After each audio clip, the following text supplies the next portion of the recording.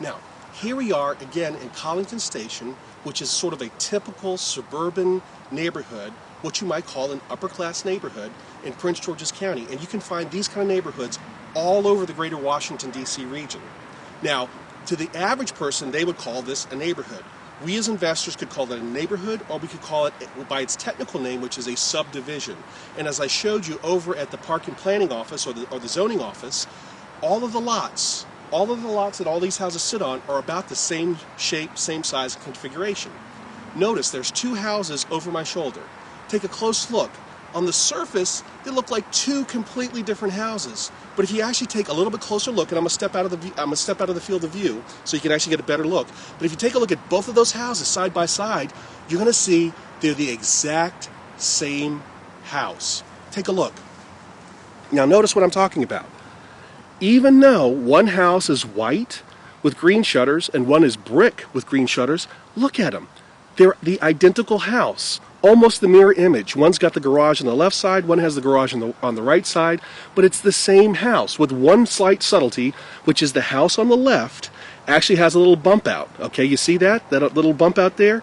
It could be like a garden room or just a sort of an extension off the house. It was probably built by the builder when the house was originally built. It was probably an option. That little bump out could increase the value by a couple $1,000s. But at the end of the day, these two houses are the exact same house on the inside. They are 5-bedroom colonial houses, okay? So understand what I'm talking about when I say that 80% of the value of any single family house in America is determined by the neighborhood. And it's these little subtle differences like the little bump out or the corner lot, that's what increases the value or determines a higher value or lower value. If one house needed a lot more repair, then you could say, okay, I've got to deduct some money.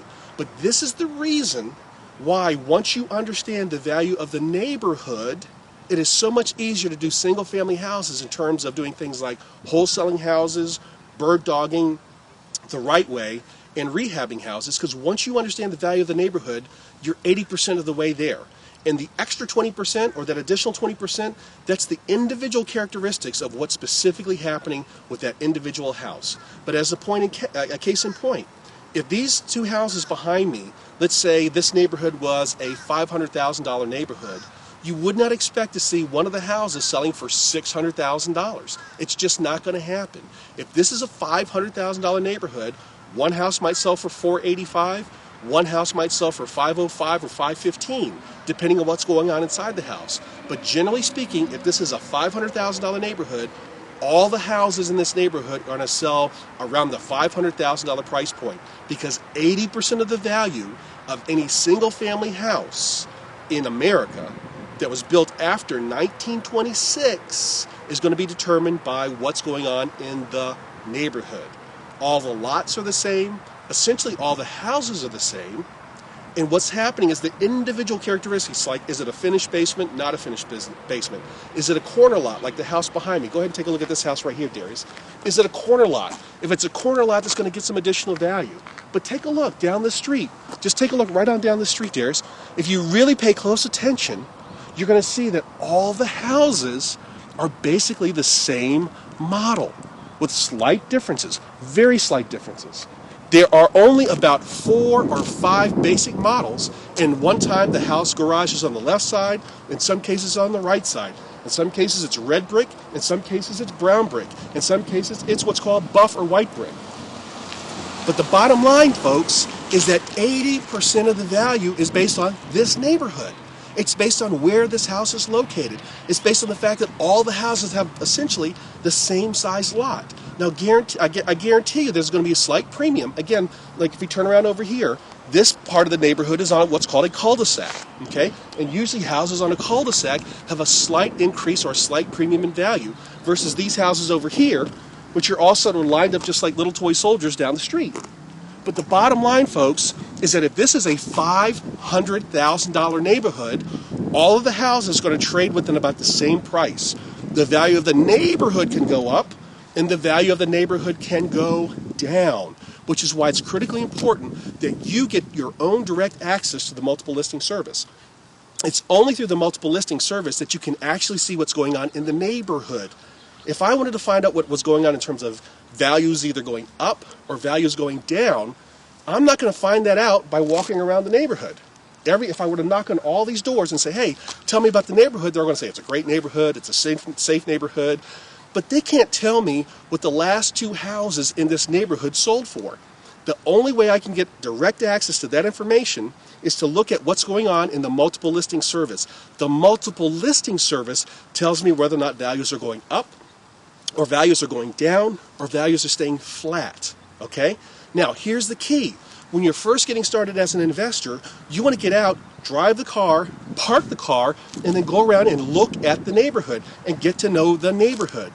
Then you want to start your research by going online to see what's going on in the multiple listing service. Again, I can't tell whether values are going up or down simply by walking the neighborhood. I can tell if it's a good neighborhood, so to speak. I can tell you if, basically the houses are well kept. I can tell you, again, in this neighborhood, these are what I would call pretty houses. But you can make a lot of money in pretty houses. You can make a lot of money in ugly houses. The main thing is to get to know what is the neighborhood and where does the neighborhood start and where does the neighborhood end. Any properties or any subdivisions or any neighborhoods that were created after 1926, which of course is when the Euclid versus Ambler decision was handed down by the Supreme Court, they're going to follow the zoning code that was created and the outline of what is an appropriate zoning code in that Supreme Court decision, which basically means that all the houses in this subdivision, in this neighborhood, are going to be about the same size, about the same shape, and they're going to sit on the same size lot. So if I'm talking about a subdivision like this one, Collington Station, which has 650 houses, this is a neighborhood. And all I need to do is go into the multiple listing service and say, tell me what's going on in Collington Station. And this is exactly why, once you understand this business and you understand this key secret, you can actually begin to buy and sell or buy and wholesale or buy and flip houses online from home, sitting in your underwear, if that's what you want to do.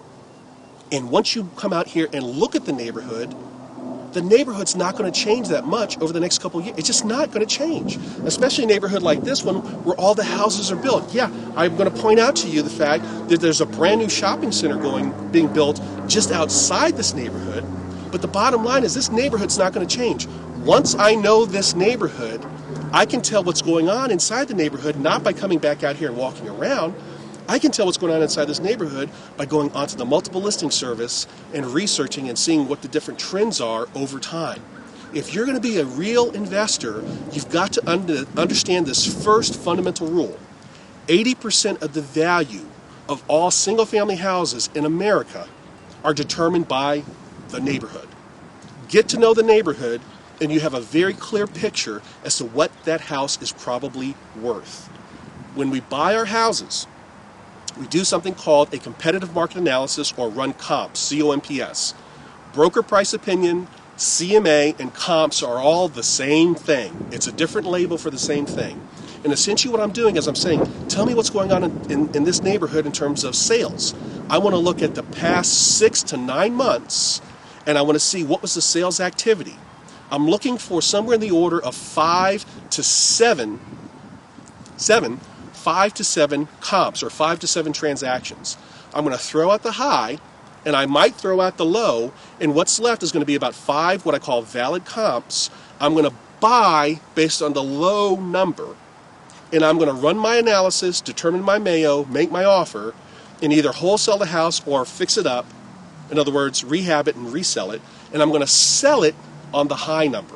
Okay? But again, 80% of the value of any single-family house is determined by the neighborhood. And I hope you got this point by coming out here with me today.